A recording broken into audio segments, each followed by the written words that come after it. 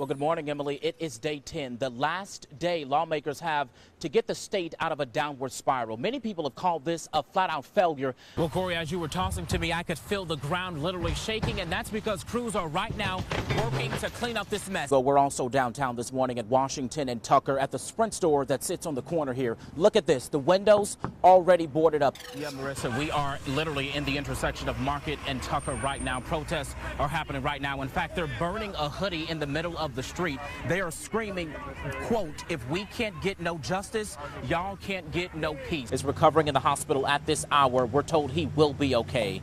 The interim police chief, Lawrence O'Toole, came out to brief us with information, but that information was indeed brief. Emily, it's unbelievable what we're seeing as we approach the 8 o'clock hour. You're taking a live look at a mobile home here flipped over. As Nick walks closer, you're going to see a look inside. That's actually the ceiling that's on the floor. We've been all over Scott this morning, and guess what? I found another attraction, Lauren. The Clydesdales are here. Take a look at them. They're all lined throughout here.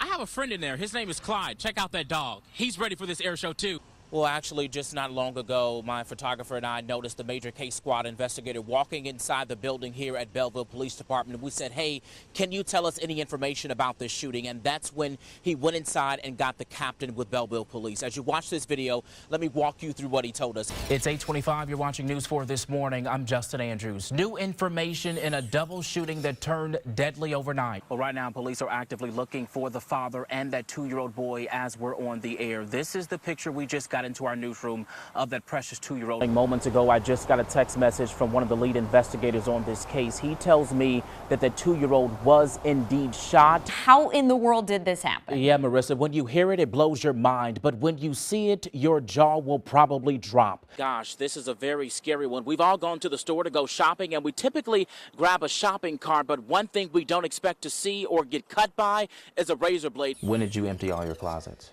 When they was telling me I had to leave. 60 years of Mrs. Geneva Bonner's life packed up. What's next? I don't know. The 86-year-old slipped through the cracks of a reverse mortgage. Bank of America potentially snatching her U-City home away in just a few days. Her husband of 6 decades died in 2005. He was a World War II Purple Heart recipient. He was just a good guy.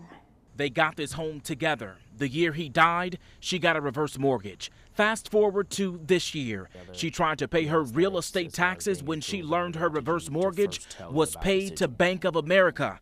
She got a letter from them practically evicting her. Why would you take my house and then turn around and want to sell me back my house? Her failure? She paid her taxes, but not her homeowner's insurance.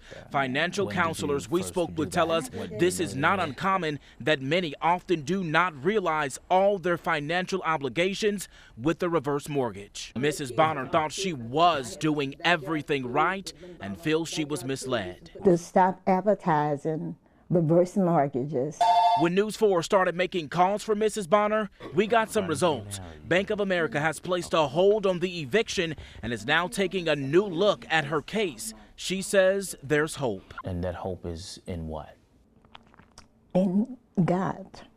The person that has it all under control. We are not sure where these protesters are going, but it appears they could be going to the police department because this group of protesters have not been there just yet. Again, as Mark Griffin mentioned, the crowd is growing. It is much bigger than what it was when it originally started maybe an hour or so ago, right after this verdict came down. I've lost track of time a little bit trying to keep up with these protesters. But again, some people say this is chaos, others say this is peaceful. Either way, we haven't seen anything when it comes to violence, though. When you're 7, Gotcha. it seems like life is perfect. You fall, you get back up, and then you try it again. Miss, try it again. But for little Jakeem, J-A-K-E-E-M. there's a night he can never redo. Can I ask you a question? Yeah. Are you guys gonna catch the bad guys? A moment during our interview, he looked up at the sun and said, I love you, Mommy. then he took me back to that mid-August night 2 years ago. Mommy was talking to her friend, and the bad guy started shooting, and I hopped in the back seat so I won't get shot. His mother murdered. He watched the bullet pierce his mommy's body and the moment she took her last breath. Jakeem was only 5. Took my mommy away from me, and my mom deserves to be here with me. The bad guys are still on the streets. Well, they should be on punishment in jail. You deserve to be locked up because you took my mommy away from me. And his nana, Erica Jones, has to raise her grandson who knows his mom is not here anymore. But she didn't have the wings before she died. But with this infectious smile to ease his little mind, he played. He taught me how to tie my shoes Loop X. and reminded me of my ABCs I thought you already know. and my 1, 2, 3s.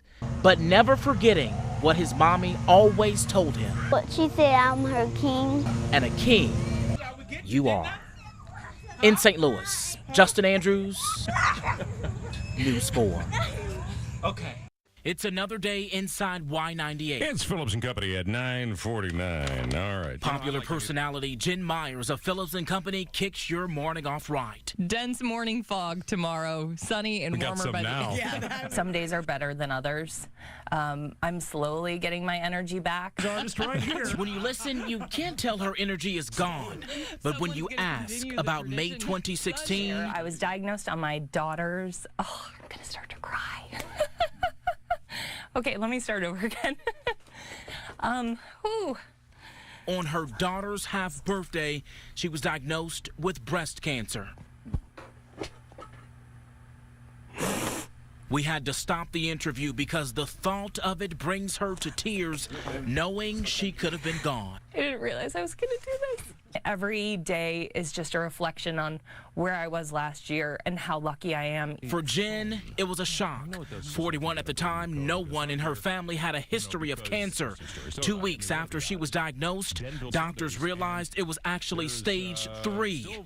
The cancer came to her skin. Birthdays and half birthdays mean so much to me now. After long, daunting months of chemo, And had my CT scan about a week before Christmas and got the all clear, which was I don't think I can ever get a better Christmas present than that. Jen is still on meds to prevent her cancer from coming back. You have to have hope, and that positive attitude will help you.